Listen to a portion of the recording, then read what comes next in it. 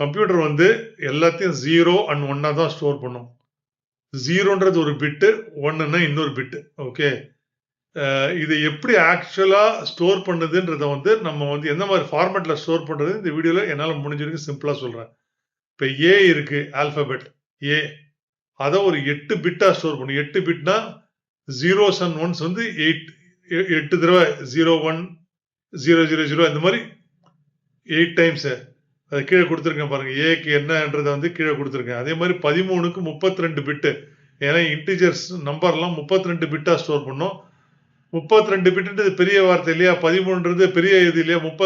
13ன்றது 1101 13 ஆக்சுவலா. அது எப்படி கால்குலேட் பண்றதுன்னு அடுத்த வீடியோல பார்க்கலாம். ஆனா லெஃப்ட்ல 0 வச்சு பேட் பண்ணி 32 பிட்டா காட்டும். அதுவும் இப்ப கீழே கொடுத்துருக்கேன் பாருங்க. அதே மாதிரி லாங் நம்பர்ஸ் இப்போ ரொம்ப ஜாஸ்தி நம்பர்ஸ் எல்லாம் 64 பிட்டா ஸ்டோர் பண்ணும்.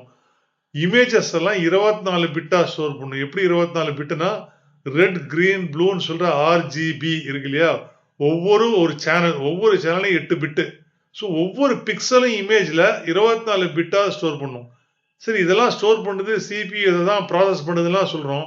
இப்போ எப்படி நமக்கு இமேஜ் தெரியுது, நம்பர் தெரியுது, டெக்ஸ்ட் தெரியுதுன்னா நம்ம யூஸ் பண்ற ப்ரோக்ராம் வந்து இந்த பைனரி வேல்யூ எடுத்து இது என்ன வேல்யூன்றது, ஏன்னா அது ப்ரோக்ராமுக்கு தான் தெரியும். இப்போ நோட் பேட்னா டெக்ஸ்ட், எம்எஸ் பெயிண்ட்னா இமேஜ்.